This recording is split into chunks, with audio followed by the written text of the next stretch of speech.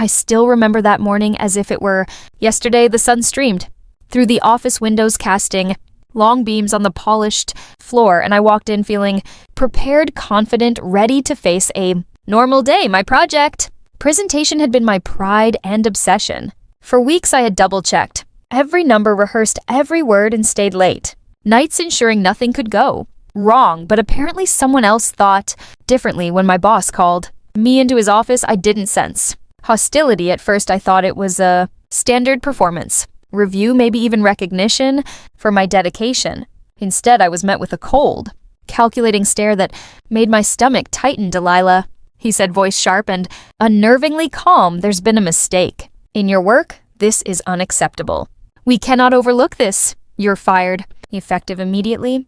The words hit me harder than any slap could. I opened my mouth, trying to defend myself, to explain that the error wasn't mine, that I had followed every protocol to the letter.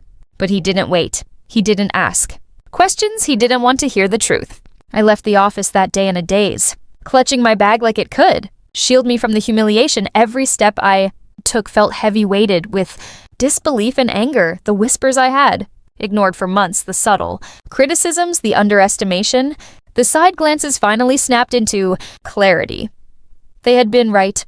I had been dismissed, underestimated, and written off, but if they thought that would destroy me, they were wrong. At home, I sank into my couch and stared blankly at the walls, replaying every moment, analyzing every detail. Friends and colleagues tried to comfort me, offering words like, "It's not your fault," or "You'll bounce back," but their sympathy felt shallow, meaningless against the gnawing reality. I had been betrayed. The weeks that followed were a blur of sleepless nights and quiet planning. I didn't cry, I didn't rant, I didn't let anyone see the fire growing inside me. I observed, I researched, and I strategized. The company my boss led was successful but fragile in ways I could exploit. I saw weaknesses. He overlooked processes, he ignored clients, he undervalued, and I knew exactly where to start. The first step was proving that the mistake I had been fired over was mine. After careful investigation, I discovered documents, email chains, and overlooked reports that revealed his negligence. Every piece of evidence strengthened my resolve. I wasn't just angry, I was prepared. I reached out to a competitor company, discreetly, someone who had a reputation for recognizing talent and rewarding results. I presented my skills, my achievements, and my deep understanding of the industry. They were intrigued. I didn't offer my old company's secrets. Ethics mattered, but I demonstrated strategic thinking, resilience, and the ability to navigate adversity. Weeks later, I joined their team. From day one, I made it clear that I was not here to play small. I threw myself into projects with energy and precision, tackling tasks others avoided solving, problems my boss couldn't manage, and earning the respect of colleagues and higher management alike. Word of my results traveled fast. Clients noticed improvements, projects flourished, and the company's internal performance surged. The very people who had mocked, doubted, and dismissed me would never imagine the storm I had quietly become. And then the whispers began. "Have you seen what Delilah is doing?" Colleagues would murmur in the break room. "She's transforming the project entirely. She's unstoppable. Our old rival's loss is this company's gain." I kept my focus. Every small success was part of a larger plan. Revenge wasn't about confrontation. It was about proving through undeniable results that underestimating me had been the gravest mistake of their professional lives. Months passed. I climbed faster than anyone expected. My boss, who had fired me with such casual cruelty, eventually caught wind of my achievements. I saw him at industry events, his face a mask of disbelief, as he watched me speak confidently to clients and investors, commanding respect and admiration. It wasn't just about victory.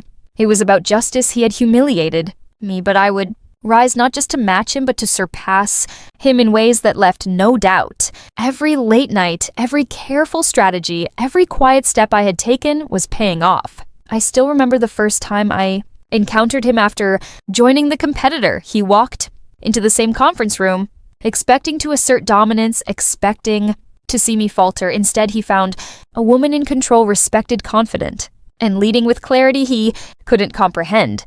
His mouth opened slightly, words failing him as he realized the depth of his misjudgment. And that realization, that moment of silent recognition, was sweeter than any immediate confrontation could ever be. The months continued, and I became indispensable. I managed key clients, led high-profile projects, and innovated strategies that brought significant revenue growth. My colleagues supported me, admired me, and trusted me implicitly. Every step forward, every achievement was a quiet reminder that the mistakes of the past didn't define me. They had fueled me. Joining the competitor company was like stepping into a new world. Everything felt bigger, faster, and filled with opportunities I had only dreamed of. I wasn't just working to prove myself, was working to prove that those who had doubted me had made a mistake that would define their legacy as much as mine. From the first day, I immersed myself completely. I analyzed every project, every client account, every internal process. I identified weaknesses my former boss had. Overlooked contracts, inefficiencies, poor client relationships. Each discovery was like placing a piece in a puzzle that I was determined to complete. Colleagues began noticing the changes immediately. "Delilah, this strategy is brilliant," one manager said, shaking their head in disbelief. "I can't believe we didn't think of this earlier," another remarked. "She's transforming everything. Our clients love her." The whispers of gossip, the murmurs of admiration, and the subtle, envious glances. These became a soundtrack of my ascent. Every comment fueled my determination. I didn't seek vengeance through confrontation. I sought victory through results. Months went by, and I quickly became indispensable.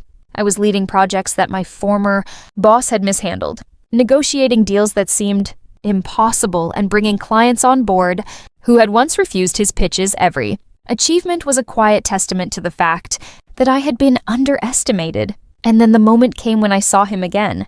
My former boss, who had so casually fired me, was at an industry event I had been invited to as a guest speaker. I could feel the tension in the air the moment he entered.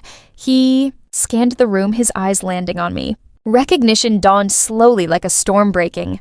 "Delilah," he said, attempting a polite tone, though his voice betrayed disbelief. "I didn't expect to see you here." I smiled warmly, keeping my voice calm, letting the quiet confidence in my tone speak louder than any words I didn't expect to be.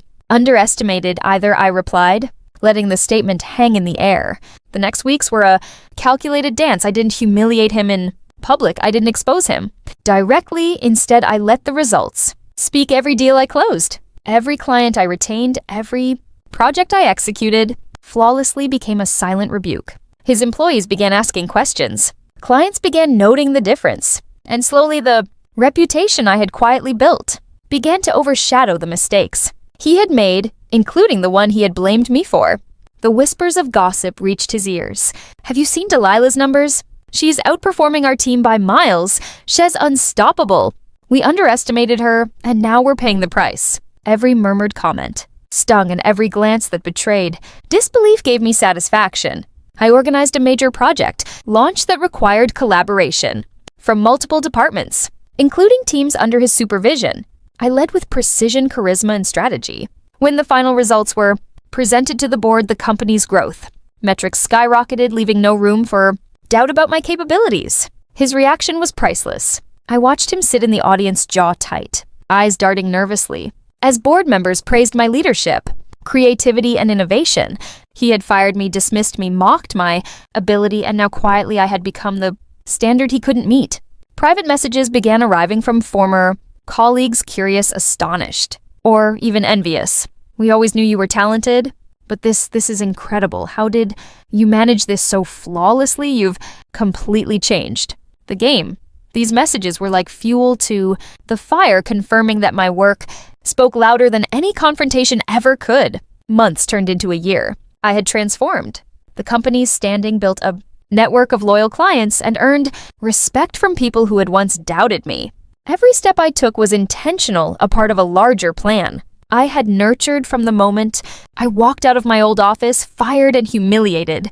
The final confrontation was inevitable. I was invited to a meeting with his former board, where my influence had quietly expanded. I entered the room with confidence, prepared to present a new strategic plan that would not only solidify my position, but also leave my former boss powerless to challenge me. As I spoke, explaining each step with clarity, precision, and undeniable data, I watched his Expression changed from skepticism to disbelief. Every word, every chart, every result was a silent indictment of his failures. His mouth opened closed, and finally, he simply nodded silent as the truth became undeniable. No shouting, no confrontation, no humiliation, just truth. And in that moment, the quiet, relentless effort I had poured into every late night, every meticulous plan, every sacrifice became undeniable proof. The weeks that followed solidified my position. He tried small challenges, questioning minor decisions, or attempting to regain influence over projects. Every move was anticipated, every maneuver countered with strategy and professionalism. I had learned that true revenge wasn't about confrontation, it was about proof, respect, and undeniable achievement. Eventually, his power diminished. Quietly, naturally, he couldn't compete with results, strategy, or leadership. The colleagues who had once whispered about his brilliance began to turn their attention to me, praising my vision, innovation, and dedication. The gossip that had once surrounded his failures now surrounded my accomplishments. The final months were about cementing a legacy, not just for myself, but as a reminder that underestimation and mockery are often the fuel for the most powerful transformations. I didn't need to gloat. I didn't need to humiliate. I just needed to succeed, and succeed I did beyond what anyone, including myself at times, could have imagined. The moment I had been preparing for over a year had finally arrived. I was not looking for confrontation, not for revenge in the traditional sense. I wanted acknowledgement, proof that diligence, strategy, and resilience could overcome mockery, betrayal, and underestimation. It started with a major client presentation, the kind that could change the trajectory of the company and cement my place as a leader. I entered the boardroom with confidence, aware that my former boss and several industry peers were present. Their expressions told me everything. Surprise, skepticism, and beneath it all, the realization that the woman they had dismissed was no longer the same. I began my presentation calmly, letting the numbers growth, metrics, and strategic insights speak first. Every chart, every analysis, every forecast highlighted the work I had quietly accomplished. While others doubted me, my colleagues watched in admiration, clients nodded in approval, and I could feel the subtle shift in the room, the unspoken acknowledgement of my expertise and determination. And then I spoke not with anger, not with bitterness, but with clarity. I recounted the events that led me here, the unjust, firing the mistake that wasn't mine, and the countless nights I spent building a career that could not be ignored. I described the failures I had corrected, the opportunities I had seized, and the results that could not be denied. Their reactions were priceless. Eyes widened, mouths opened slightly, and even my former boss was left speechless. He had fired me thinking it was a minor setback, thinking it would break me. Instead, I had used it as fuel, and now the undeniable proof of my success stood before him. Whispers began around the room. I can't believe she did all this. We underestimated her completely. She's changed everything. The gossip and admiration were no longer subtle. They were loud, undeniable, and entirely deserved. But I didn't stop there. I presented a new strategic vision for the company, one that incorporated innovative approaches, client-focused solutions, and efficiency measures that would leave a lasting impact. Every proposal was detailed, actionable, and aligned with success. The board's approval was immediate and enthusiastic. It was in that moment that the full measure of my journey became clear. The people who had dismissed me, mocked me, and doubted me were no longer in control. Their opinions, their mockery, and their attempts to belittle me had only strengthened my resolve. I had risen above, not through confrontation, but through action, resilience, and undeniable achievement.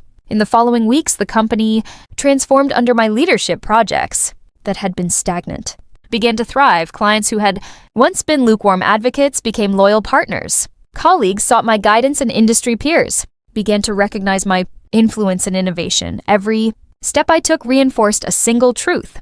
Results speak louder than words, and resilience is the ultimate form of revenge. My former boss, humbled and quiet, attempted small maneuvers to regain control, but each was met with careful, strategic responses that left him powerless. He realized, finally, that underestimating someone determined, focused, and capable of quiet brilliance was a mistake he could not undo. The gossip that had once surrounded my humiliation now revolved around my success. She's unstoppable. How did she turn this around? We underestimated her completely. These statements, once impossible to imagine, now define the narrative. The moral of the story became evident not just to me, but to everyone who had witnessed my journey. Betrayal, mockery, and underestimation are temporary weapons. True power lies in perseverance, strategic thinking, and unwavering self-belief. I reflected on the path I had taken. I could have reacted with anger, humiliation, or public confrontation, but I chose a different route. I chose patience. I chose action. I chose to build something so undeniable that no one could ignore it. And in doing so, I not only achieved professional success, but also personal vindication.